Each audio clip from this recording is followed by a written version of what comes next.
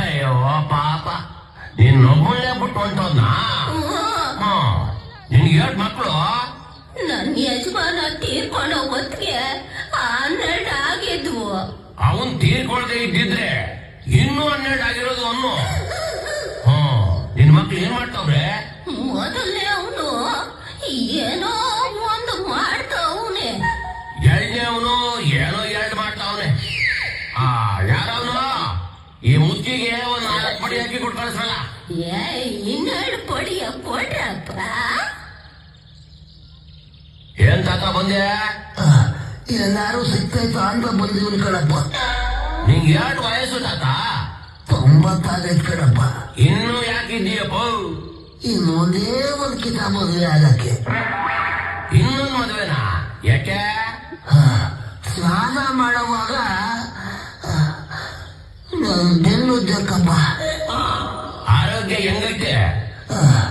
ಉಸಿರು ಮೇಲೆ ಕೆಳಿತಾ ಐತೆ. ನಾನು ಒಳಿ ಕೇಳ್ಕೊತಾ ಇದ್ದೀನಿ.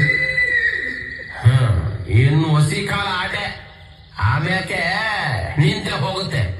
ಇರ್ಲಿ, ಈ ಮೊದ್ಲು ನೀನು ಲಗ್ನ ಯಾಕಾಗಿಲ್ಲ? ಆಗಿದ್ದಪ್ಪ. ಈಗಲೂ ನನ್ಗೆ 3 ಹೆಂಡ್ರವ್ರೆ. ವಾ, ಏನೋ ನಿಂಗೆ 3 ಹೆಂಡ್ರವ್ರ? ಉಸಿರು ಮೇಲೆ ಎಳಿದಿರೋ ಮತ್ತೇನ್ ಮಾಡತ್ ಹೇಳಿ. ಯಾರ ಅಲ್ಲಿ? ಈ ತಾತನಿಗೆ ಒಂದು 4 ಪಡಿ ಅಕ್ಕಿ ಕೊಟ್ಟು ಕಳ್ಸು.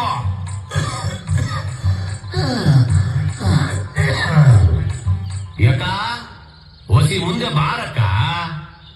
ನಿನ್ ಕಷ್ಟ ಏನಕ್ಕ? ಕುಡ್ದಾಗ ನನ್ ಗಂಡ ಹೊಡಿತಾನೆ. ಯಾವಾಗ ಹೊಡಿತಾನೆ? ನಾನ್ ಕುಡ್ದಾಗ.